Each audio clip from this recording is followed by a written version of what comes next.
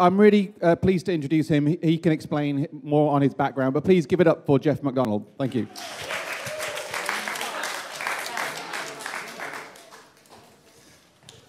All right. Okay, thank you, Dan and Jenny. I just want to say this is awesome what you guys have done today, and then over the last 24 hours. I was saying to Jenny about 3 years ago, I had this vision that we should have a mental health festival, but where we should have it is as you're coming up the escalators to Canary Wharf. In that big open area, we have a big stage, a festival, so that we can touch the hundreds and thousands of people who are going to work in the city suffering in silence. There's a bit of... It's what? Oh, it was a train. Gee, okay. All right. But yeah, I mean, first time ever that you've done this, and I just think it's awesome, and I just hope that we do something bigger, better, and greater next year. But I'm not here to promote Getahead. What I'm here to do is I'm going to do a couple of things. I'm going to talk to you a little bit about why am I so passionate about creating a different world, and I'll tell you what that different world is. And then I'm going to share with you what are some of the things that I'm doing to maintain my recovery, as I refer to myself as an anxiety-fueled depressive. And what do I do to maintain my recovery as an anxiety-fueled depressive? And then the third thing that I'm going to do is I'm just going to leave you with a few thoughts on what could you as an individual do to catalyze change in the workplace.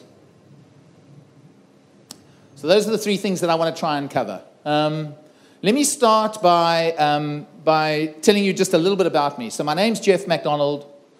I am not an Australian, I'm not a New Zealander, and I'm not a Canadian, and I'm not an American.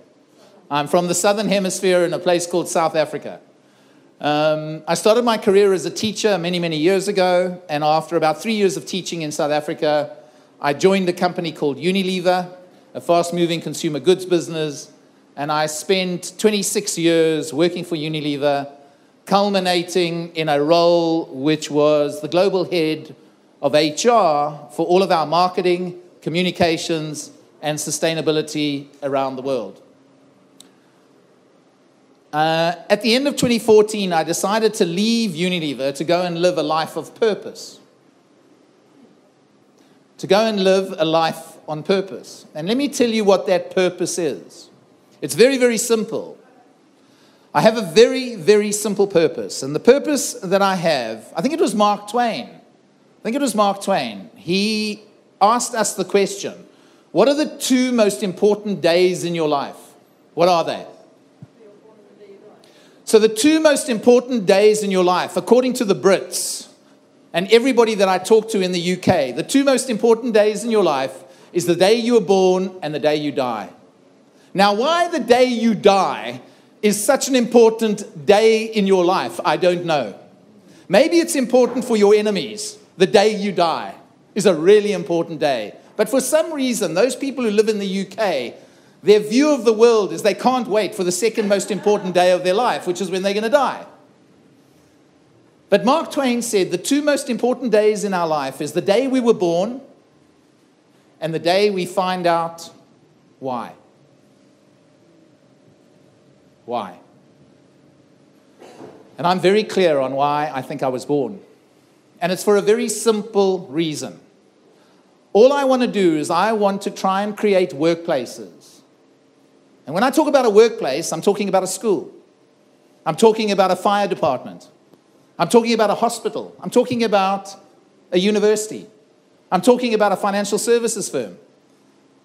I'm talking about a kindergarten. I just want us to create, and I want to help create workplaces where everybody in every workplace all over the world feels that they genuinely have the choice to put their hand up and to ask for help if they are suffering from depression, anxiety, or are bipolar. It's as simple as that. I want us to have workplaces everywhere in the world where people feel they genuinely have that choice. And it's not a noble purpose, and I'll tell you why it's not a noble purpose. It's not noble because in every single workplace, everywhere in the world, everybody feels they have that choice if they're suffering from a physical illness. There is no workplace anywhere in the world where somebody who is suffering from a physical illness doesn't think they can put their hand up and ask for help. Yet, in the 21st century, when we talk about artificial intelligence, when we talk about driverless motor cars, where we've put men and women on the moon, people still don't think that they genuinely have the choice to put their hand up and ask for help if they are suffering from depression, anxiety, or bipolar. In the 21st century. I want to do an exercise. Stand up, everyone. Please. Thank you. And what I want you to do is I want you to either assume this or it's very, very real for you. That in the last year, you have suffered from anxiety, depression, or bipolar, or you've been diagnosed as bipolar. So you either assume it or it's very real for you. And I'm going to give you 3 scenarios. The first scenario is the following. You are at a family tea party, summer tea party with the family, and you happen to be at a table sitting next to your most favorite aunt and uncle, your most favorite. For those of you in the room that would not tell their most favorite aunt and uncle that they are suffering from depression, anxiety, or have just been diagnosed with bipolar, would not tell, sit down.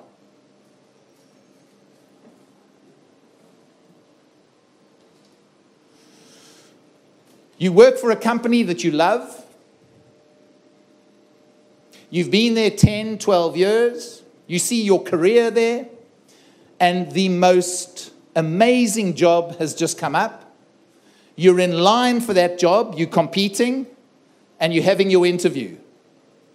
And in the interview, you get asked whether you have suffered or have had any physical or mental ill health challenges. For those of you that would not declare that you had suffered from depression, anxiety, or are bipolar, sit down. You're in love. You're in love. You know that puppy love? You know it? You're in love. And it's your first date. And you've worked so hard to get this first date. And you're sitting across the way from him or her. If you would not declare that you suffer from depression, anxiety, or bipolar, sit down. This is not the world I want. This is not the world I want. I want everybody standing up. I want everybody standing up. Thank you. Thank you. It's not the world I want. And guess what? We're all mental. And I know when I say that, people, what? Well, there's nobody in this room that would say that they are not physical. But when I say we're all mental and we're all physical, ooh, I'm not mental. I'm not mental. And you creatives in this room, I've got a job for you. Brand mental health is so damaged. It is so damaged. And I'm going to come on to that. How do we improve brand mental health? How do we make it aspirational? Who's the Usain Bolt of mental health? Who's the Usain Bolt of mental health? And why am I so passionate about living this life on purpose? It's simple. I've got a story. And the story started on the 25th of January, 2008. I'll never, ever forget the date because the 26th of January was to be my daughter's 13th birthday. So you can imagine how much excitement there was in our household on the evening of the 25th of January, 2008.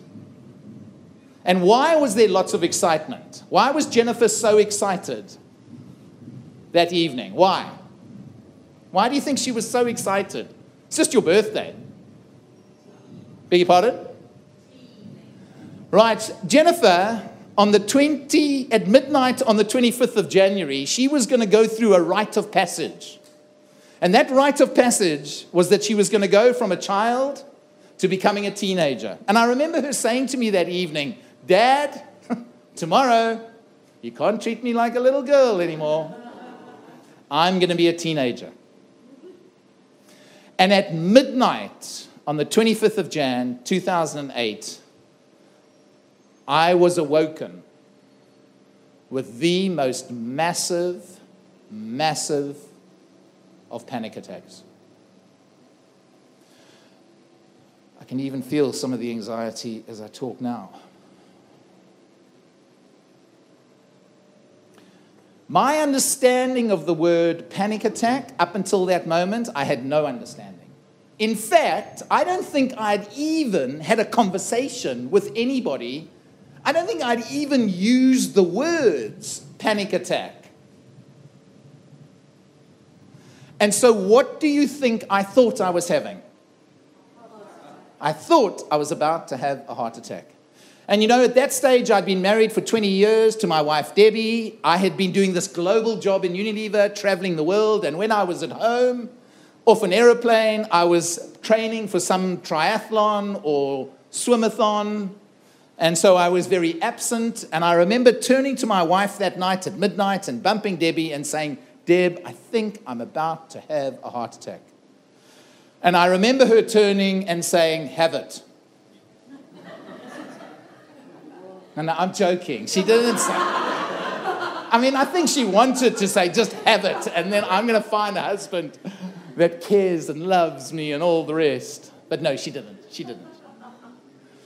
But she said, why, Geoff? And I kind of explained, and I said, I've got some of these aches. And she said, have you got any aches in your chest and aches in your arms? And I said, no, I haven't got any of that, because those are the kind of the symptoms of a heart attack. And she said, well, why don't you get up and just walk around the room and take some deep breaths? And so I got up and I walked around the room and I took some deep breaths, and slowly the levels of anxiety began to subside, and I got myself back into bed. And at about 3 o'clock the next morning, because I could now not go back to sleep, and I got up and I went into the bathroom, and I remember I had a sore on the inside of my mouth. And I looked in the mirror and I interrogated the sore. I interrogated it, and I got back into bed, and I began to do what I continued to do for a long, long time, which was to catastrophize and catastrophize. And I lay there, and I kind of thought to myself, I have now got the beginnings of throat and mouth cancer. And I lay there, and I thought to myself, you know what? I'm not going to do what any proud father would do one day, and that is to walk my 2 beautiful daughters down the aisle. And I lay there and I catastrophized and I catastrophized. And at about 7:30 the next morning, Jennifer comes running into our bedroom. Excited. We have a tradition in our home where on birthdays, you put presents at the end of our bed and we open the presents together. And all I can say to my wife is, please get you, Jennifer, and her sister Anna out of here. Please. This laughter, this energy, this excitement, take it away, please. And all I want to do is I just taking my duvet and I'm pulling it over my head, and I just cannot face getting out of bed. And you know, during my illness, I really learned, one of the things that I learned, maybe you can take it away for you today, is I learned the power of doing the opposite. So when I didn't feel like making a cup of tea, go and make a cup of tea. When I didn't feel like getting up, get up. When I didn't feel like walking around the garden, walk around the garden. Debbie takes the kids to school. She gets back home at about 10:30 that morning. Where am I? Where am I? Still in bed. And this is somebody who's usually up at about 5:36, going for a run or going for a swim or jumping on a bicycle, and here I am still in bed. And then a conversation begins.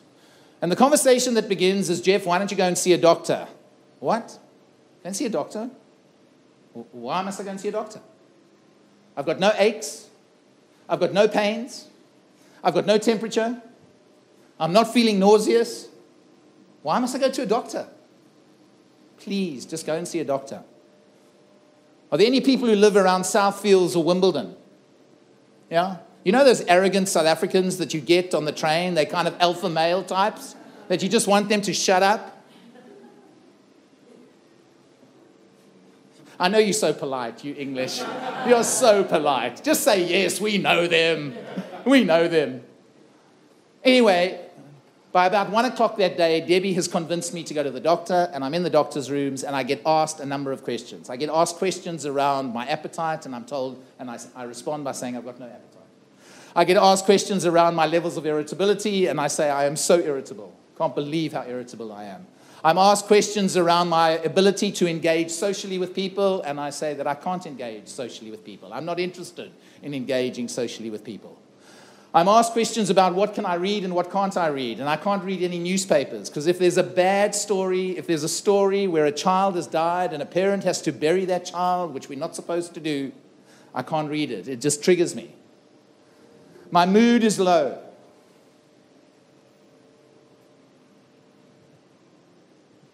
My sleep is bad. I'm waking up at 3 in the morning and catastrophizing and worrying about stuff.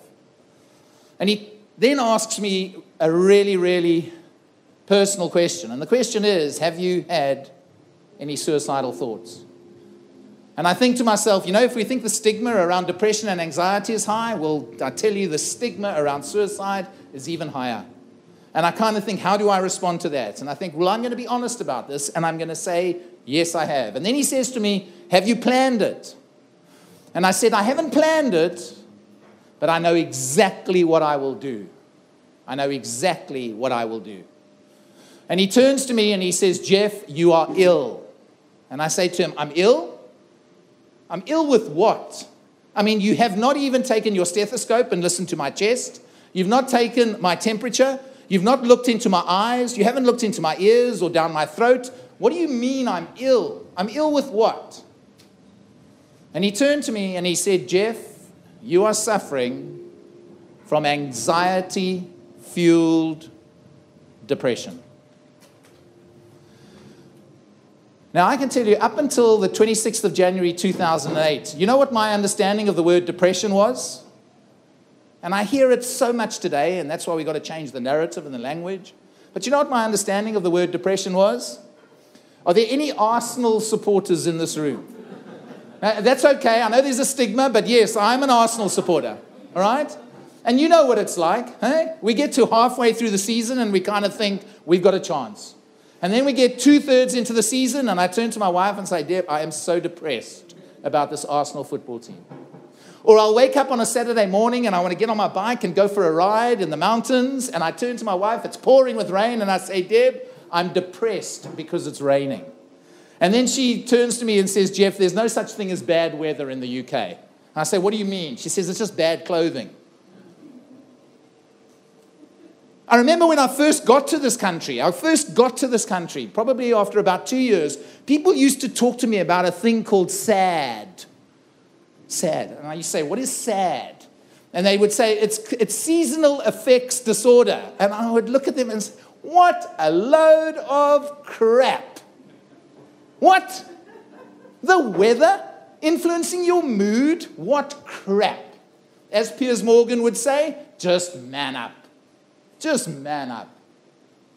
That was my understanding of the words depression, anxiety, seasonal effects disorder. And guess what? Here I am at 1 o'clock on the 26th of January 2008, diagnosed with anxiety-fueled depression. I leave the doctor's rooms that day and I make a decision that saves my life. And if I had not made this decision, I would not be doing what I'm doing today, living this life on purpose. What do you think the decision was that saved my life? What do you think it was? Well, in some ways, I'd already gone to get help. I'd been, my wife had convinced me to go to the doctor. And I can tell you, when the doctor said, do you want some medication? I mean, they hadn't even finished the word medication. And I'm saying absolutely, because here I am so naive thinking, it's a bit like an antibiotic. I'm going to get this antibiotic, in 48 hours, I'm going to start feeling better. So give it. Throw it to me. 7 weeks, 8 weeks, 9 weeks. It's still not working. I'm still living in a black hole. What was it that kept me alive during those dark, dark moments? While I was learning how to recover through medication, cognitive behavioral therapy, slowly getting back onto my bicycle, meeting with a guy every sort of 3 weeks who'd been so ill 2 years prior. He was now better, and I looked at him and I kind of thought, guess what? I can get better. He gives me hope that I can get better. But what was it that kept me alive? Talking? Connection? Let's go deeper than that. I made a decision that I would walk out of the doctor's rooms and I would tell people what was wrong with me. I would not tell people that I had glandular fever. I would not tell people that I had some stress-related illness. I would not tell people that I had bilharzia from all the time I spend in South Africa. I would tell people that I am suffering from anxiety-fueled depression. What did I get in response? That kept me alive. No, more than support. What did I realize from everybody that I told, my employer, my daughters, my wife, my friends, what was I showered with that kept me alive? Beg your pardon? Thank you. Thank you. Do you know the only thing that kept me alive in my darkest, darkest moments was knowing how much I was loved by so many people? It's the only thing. How many of you watched Harry marry Meghan? It's okay. You can put your hand up. It's all right. You can be a royalist. It's okay. How many of you listened to the Archbishop? How many of you listened to what he had to say about the power of love? You know, when I listened to that sermon as I was driving my car, I got goosebumps. Because it was the only thing that kept me alive. I don't know what would have befallen me had it not been for my ability to talk about my illness and for me to experience the love that I experienced that kept me alive. And for those of you that are in this room that are either caring, supporting, helping somebody who might be ill, all it needs is to just show them how much you love them. That's all it needs. I take 3 months to get better. I have to take 3 months off work. This is back in 2008. I cannot go near work. And over a period of 3 months, through various things that work for me and don't necessarily work for everybody, I get myself better. I go back to work. This is 2008. 2010, I have a relapse. Nothing as bad as 2008, but I have a relapse. And then in 2012, I'm leaving Unilever, 100 Victoria Embankment, and I'm walking across Blackfriars Bridge to Waterloo Station. And I'm going to Waterloo Station because I'm about to catch a southwest train down to a little village that I live in called Horsley. I remember when I first came to this country, I used to say to people, I live near Guildford. And they used to say to me, oh, you live in the southeast? And I would say, yeah, I live in the southeast. And then blow me down, I'd get to Waterloo and I'd catch a southwest train. And I kind of thought, what is this all about? And somebody then said to me, no. You live in the southeast of England, but you live southwest of London. Ah, okay. Now I know why I catch southwest trains. And so I'm walking over the bridge, and my telephone goes. And on the end of the phone is my wife, and she says to me, Geoff, I've got terrible news.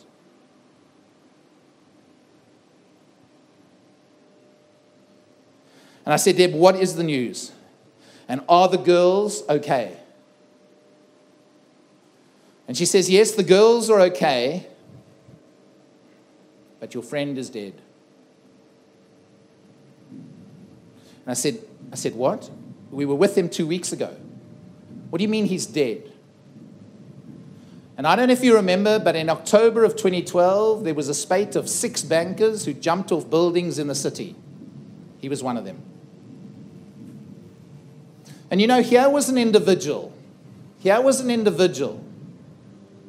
The brighter the light, the darker the shadow. Think about it. Ruby Wax, Stephen Fry, Robin Williams, Vici. How much light did he bring to people's lives? And the darker the shadow. And my friend was the most energetic, fun-loving human being. And he left a 15-year-old, an 11-year-old, and a 7-year-old. And as I got onto the train and I got home that evening and I lay in bed, I came to the most simple conclusion. And the conclusion that I came to that evening was that stigma had just killed my friend. Because I know that if he had been suffering from any physical illness, he would have put his hand up, he would have asked for help, and he would have got better. But because he was suffering from a mental illness, and we know that today, he couldn't even ask me, who had the badge, who had the T-shirt. And I lay in bed that night, and I thought to myself, this is just not fair. It's not fair. And I know life's not fair, and I know the world that we live in is not fair. And I thought, I have to do something about that. But here I am back in 2012, October of 2012. I've been living in this country for a good number of years. I came here in 98, and then I spent some time in Australia, and then I came back. And I lay there and I thought, how can I make an impact? And I thought, you know what? It's very difficult because I have no network in this country that is influential. The only network that I have that in this country is a bunch of bloody South Africans who live down in Surrey. Because birds of a feather love to flock together. And then I'm doing this global job in Unilever, and the only network that I really have is inside Unilever, but they're in the Philippines and in India and in China and Brazil. So how am I going to impact the UK? And I lie there and I think to myself, you know that there's one person out there. There's one person out there who's hugely influential, who back in 2012, and he continues to do it today, is advocating, campaigning, and talking and trying to normalize mental ill health. And I think to myself, wow, imagine if I could just meet him.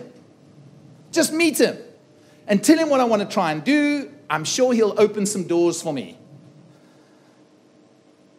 And so I go to my iPad that no longer lies next to my bed, but back in 2012 it did. And I open up my iPad and I Google him. And as I'm Googling him, I'm saying a little prayer, which is, Rob, I just hope on your website you've got an email address. And as I get onto the email address, onto the website, there's an email address in the right-hand corner. And so I write him an email. And back in those days, my email address was jeff.mcdonald@btinternet.com. It's not that today. It's different. And I write an email to a guy called Alastair Campbell. Do you know Alastair Campbell? For those of you who don't, he was Tony Blair's right-hand man, communications director during his time in Downing Street. And I write to Alastair Campbell from jeff.mcdonald@btinternet.com. I tell him what happened to myself in 2008, in 2010, and what's just happened to my friend that afternoon. And I want to make the world a fairer place. Within 10 minutes, he's responded. A week later, we meet up in Belsize Park, and ever since that day, he begins to open all sorts of doors for me to begin to advocate, to campaign, to break the stigma around mental ill health in workplaces. And you know, somebody once said to me that when you live a life on purpose, and some of you will get this and some of you won't, because when somebody said it to me a couple of years ago, I didn't get it. But what they said to me is that when you live a life on purpose, the universe, it starts to conspire to put people, places, and opportunities in front of you that you could never have planned for yourself. And I used to think, oh, well, there's some spiritual thing that's going on here. I mean, I can't get that. Well, I was with Alastair Campbell a couple of weeks ago, and I said to him, Alastair, you know when I wrote to you in 2008? I said, why did you respond to my email? Geoff.mcdonald@btinternet.com. You know, this wasn't Tony.Blair to Alastair Campbell. And typical Alastair Campbell, he turned to me and he said, Geoff, don't think you're important.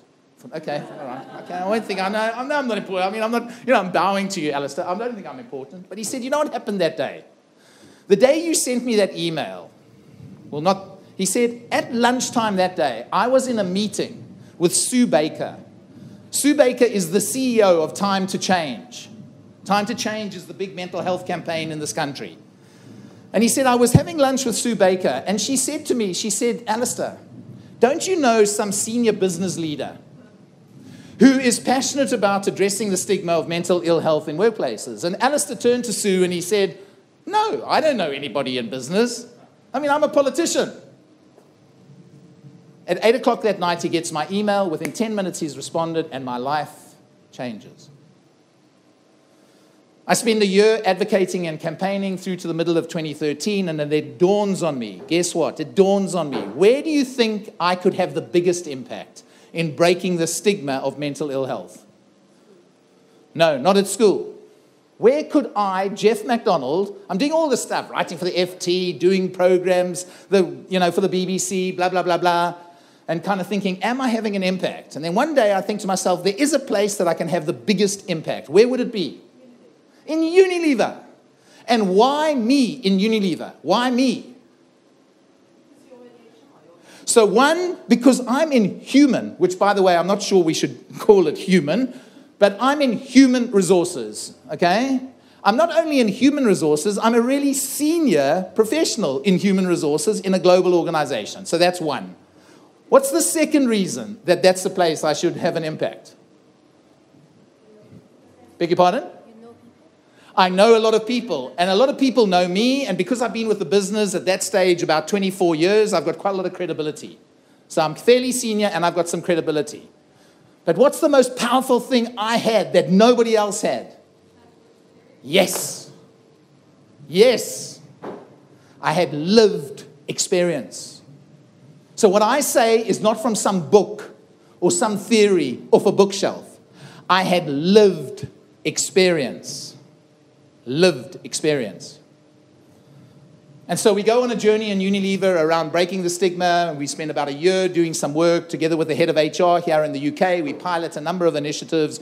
We begin to see an 8-fold increase in the number of people starting to put their hands up, asking for help. And I think to myself, I've learned something, and I'm going to go out into the world, and I'm going to live a life on purpose. So that's why I'm so passionate about trying to create workplaces all over the world where people feel they genuinely have the choice to put their hand up and ask for help if they're suffering from depression, anxiety, or bipolar. What have I learned from that experience? What I've learned from that experience are a couple of things. The first thing that I've learned is to accept who I am. I'm an anxiety-fueled depressive. That's been the most important learning for me, is to accept who I am. And yes, I have my days, and yes, I have my weeks. But as I recover, I've learned a couple of things that I want to share with you as individuals. Some of you might be living with people who are suffering from depression and anxiety. Some of you might be suffering yourself in silence. Some of you might be caring for somebody. Some of you are very well, and I wouldn't wish this on my worst enemy. And what I'm learning is that there is something that keeps me going. And the thing that keeps me going is my energy. But I can only have energy if I look after my well-being. And you know, when I look at organizations today, I'm doing a lot of provoking and challenging what I see in organizations today, because they are organizations that are going after this well-being thing. Well, guess what? It's not sticking. It is not sticking. And the way in which they look after and they do the well-being is, oh, well, we'll have a few bananas next to the till in the canteen. We've sorted out the well-being of our people. Or guess what? You know what? We used to have chips and sweets in meetings. We're now going to have nuts. Or I'm going to give you a bit of gym membership, and then we've sorted out the well-being. Oh, guess what? You know what? We've really got this well-being thing taped because we have a week. It's called the Wellness Week. And we show you all this love and care during the Wellness Week, and then the other 51 weeks of the year, we just flog you to death. And it's not sticking. It's not sticking, and there are three things that are missing, and tell you why it's not sticking. The first of all, it's not seen as a change program. If you were to bring any change, when you're asking people to start looking after their health and their well-being, that requires change. And so it should be positioned as a change program within an organization. The second thing that's missing is that there is no organization accountability to look after the health of people. None whatsoever. We spend billions in health and safety. Guess what? It all goes to safety. Think about what I've said. Billions in health and safety. Well, it all goes to safety. And it goes to safety because there's organizational accountability and responsibility to keep people safe. Because if you fall down the stairs and break your neck, you'll go to jail as the CEO. Yet today, there is an inconvenient truth in organizations today. And you know what the inconvenient truth is? Not environmental pollution. It's called social pollution. It's called social pollution. And Jeffrey Pfeffer is proving it from Stanford University. Social pollution in workplaces. The impact that stress is having on chronic disease in the world today, including mental ill health. And you know what? Nobody cares. Nobody cares. Walk into an organization and I bet you will see bins for recycling. Because we want to get after the inconvenient truth called environmental pollution. Well, there's another inconvenient truth called social pollution, and nobody cares. So there's no organization responsibility. And you know what the third thing is? There's no individual accountability. Nobody's held accountable for looking after their health. You're held accountable for making sure you got the knowledge and the skills to do the job. You're made accountable for having the right behaviors, the right experience, but nobody's held accountable for looking after their health. And until we think about this as a strategic imperative, a change program with organizational responsibility and individual accountability, well-being will remain a few bananas next to the till. And so that's my challenge, and that's my provocation to organizations today. And you know why I want them to look after their well-being? I want them to look after the well-being of their people, because when you look after your well-being, you have the most important driver of the performance of any individual. And that is energy. You know what it's like to work for somebody who radiates energy. You know what it's like. You love going to work with them. Versus those people that I call drains, that have this wonderful ability to suck every bit of energy out of you. And when you see them coming down the corridor, you decide, oh, Rob's my mate, I'm going to start chatting to Rob, even though I don't know him, because I just want to avoid that person. And so how do we look after our energy? And the way in which we look after our energy is by looking after our well-being at 4 levels. It's our physical health. It's our emotional health. It's our mental health. And it's whether we've got a sense of purpose or meaning in our lives. And that's not something that I've come up with. That's Warwick Edinburgh's research in terms of what are the drivers of our energy and our well-being. Yet we spend years at school and all we get taught is physical health. We never taught how to look after our emotional health, our feelings. We never taught how to keep our mind healthy so that we have the cognitive ability necessary to do our jobs. And we are never challenged with why we were born. And I've learned a very simple acronym that I want to leave with you today. The acronym that I've learned is called CAN-DO. It's very simple and hopefully really practical, but can be very difficult to actually do in order to look after my well-being and my health. So apart from acceptance, I've learned the power. You know what the C stands for? C stands for connect. I've learned the power of just connecting with my friends, with my family, with my colleagues again. You see, we've all got connected to our phones. That's the only thing we're truly connected to. In fact, it lies next to our bed, and you've got your partner next to you, and the first thing that you do in the morning is you look at your phone. We are so connected to those things, and we have forgotten about the human connection that maintains my emotional health. So that's the C. The A stands for be active. And I'm not saying you have to go and run a marathon or you have to go and ride the Tour de France, but I'm just saying find time during the course of a day to just be active.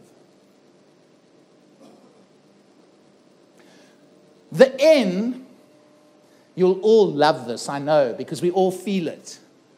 The N, and it really looks after your emotional health. The N is just try and be nice to somebody. Just try and be nice to somebody and see what that does to your emotional health. The D stands for discover, be curious, and learn to maintain your mental health. And the O stands for observe. Do you know one of the things that I've learned is that I used to get on a train of a morning and the first thing that I would do before I've even sat down is I'm on my iPhone. Well, you know what I do now is I wait for 4 stations. 4 stations. So I get on at Horsley and I go Effingham, Cobham, Oxshott, and then I can't wait for Claygate. And as Claygate arrives, I pull out my phone. And you know what do you think I do between Horsley and Claygate? What do you think I do? Beg your pardon? I just observe. I just sit and I look out the window. Somebody said to me the other day, you know, I go into a coffee shop these days. If I go into a coffee shop and somebody is just sitting, having a coffee, I think they're weird. I think they're weird because they're not on a device. They're not on a screen. So learning to just take moments during the course of the day to just observe. Can do. In conclusion, because I want you to throw a few questions at me, and we've got to be done by 6. So in conclusion, if organizations, if you're going to, I think it was Dan who was saying to me, there's a message also about if you're just an individual in a company, how can you catalyze some change? What could you do to catalyze some change in this particular area, irrespective of who you are? And I was fortunate because I was quite a senior person, and so people kind of sometimes listened to me when I said things. But one of the things that I realized, and what I did, was the following, was we as Unilever had a sense of purpose, and it still does. And the purpose of Unilever, part of its purpose is to improve the health and the well-being of 1 billion people in the world. I became really curious about the well-being of our own people. Because here we are saving the world. What about the well-being of our own people? And so what was really important was for me to get some data around our own people's well-being. What were our levels of absenteeism, presenteeism, etc., etc. And so with that data, I had that data. And when I saw that data, I kind of thought, wow, this is not good. I know we're creating a sense of purpose, but our numbers are going in the wrong direction. And so I spoke to a couple of board members and I said, look, somebody's got to talk to the CEO about this. And none of them wanted to talk to the CEO because he's not a human being, is what they think. And so what I think I'll do is I decide that I'll bring Alastair Campbell to come in and to do a talk. So he comes to Unilever, 100 Victoria Embankment. We say that Alastair Campbell's coming in, and if any of you have not heard his story, you've got to listen to it. It's just an amazing story of what he's been through. And he comes up to the canteen and he starts to tell us, and we invite people, and there are about 20 people there. And I think, jeepers, this is a disaster. There are 20 people there. Well, guess what? After about 15 minutes of him telling his story, the place is full. The place is full. And I remember him saying to me, I'm giving you 1 hour, from 4 o'clock to 5 o'clock. At 6:30 that night, he walks out of the building. And when he walks out of the building, you know what he does? Lovely social media. He tweets back then to his 250,000 followers what an amazing afternoon he's had in Unilever talking about depression and anxiety. Not stress, depression and anxiety. I see this tweet. I think, I'm going to send that tweet to the CEO. He'll love to see that. Look what Unilever's doing to address depression and anxiety in the workplace. And again, I have luck written all over my forehead because that tweet and that talk was about 4 weeks after Davos back in 2013. And Pullman, who's the CEO of Unilever, had just come back from Davos, and the most oversubscribed session at Davos in 2013 was Arianna Huffington session on Thrive. It was the most oversubscribed session. So this tweet goes to Paul Polman. He sees this tweet of what Alastair Campbell thinks of Unilever and the amazing work we're doing to address depression and anxiety. So what do you think Polman does? He sends the tweet to Arianna Huffington. Look what we're doing. Arianna Huffington sends him an email back saying, if you're doing such amazing work in addressing the stigma around depression and anxiety in Unilever, write an article for the Huffington Post. My phone goes. Can you help write this article for the Huffington Post? Well, Paul, we're doing nothing and we've got a problem. Ever since that day, he becomes the biggest sponsor behind the work that Unilever is doing today to address the stigma of mental ill health. So an external catalyst, some data. Sometimes there is a need for a business case. So that's the one thing to just bear in mind. And then finally, if we're going to break the stigma, I think you've got to have 4 things in place to truly break the stigma. We need leaders who are engaged in this and who are prepared to advocate like they do safety. And I've got so much hope. We've done it for safety. Let me give you a statistic. The construction industry in this country, last year, how many deaths, fatalities in the industry as a result of a safety blemish? No, there were some. There were 35. Now, that's still 35 too many, but there were 35. How many suicides? 441. 1.5 a day in this country, in the industry. So we've done it for safety. What about the health of our people?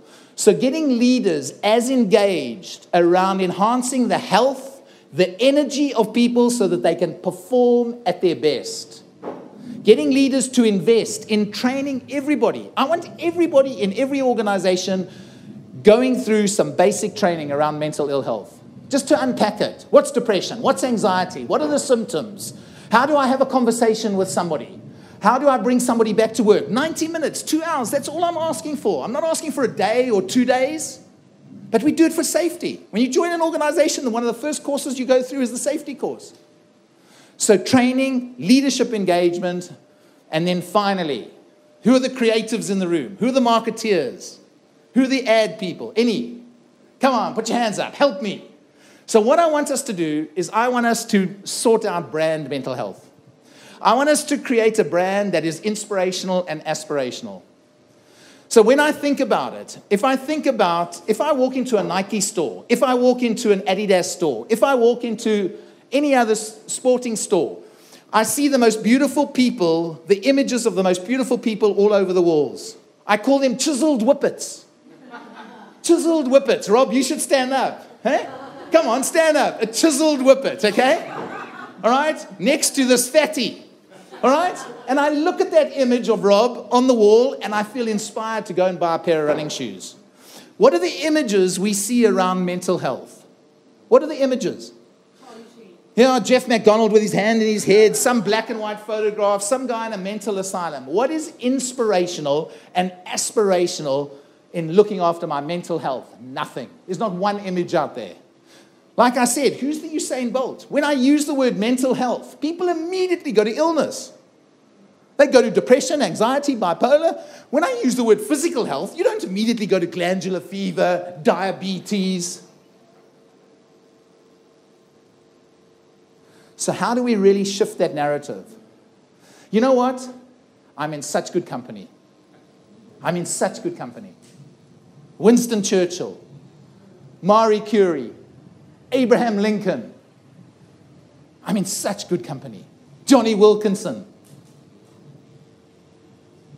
So, if we want to break the stigma, leadership engagement and advocacy, using data, using external catalysts, training, educating, because we never got any of it at school, and then shifting that narrative to make it inspirational, aspirational, to maintain my mental health.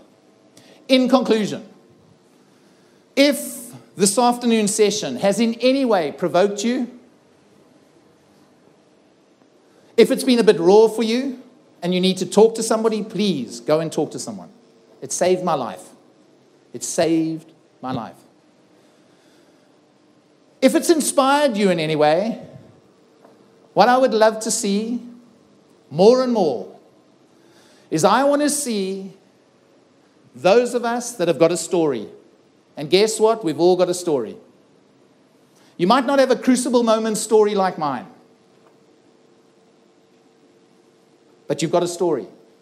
You've got a brother, you've got a sister, you've got an aunt, you've got an uncle, you've got a son, you've got a daughter, you've got a partner. We've all got a story. And you know, the more we tell our stories, it is the most powerful lever in breaking the stigma. Because every single story that we tell is like a lifeboat being sent out into the ocean, where those people who are suffering in silence, they cling onto that lifeboat. And they realize they might just be normal. Thank you.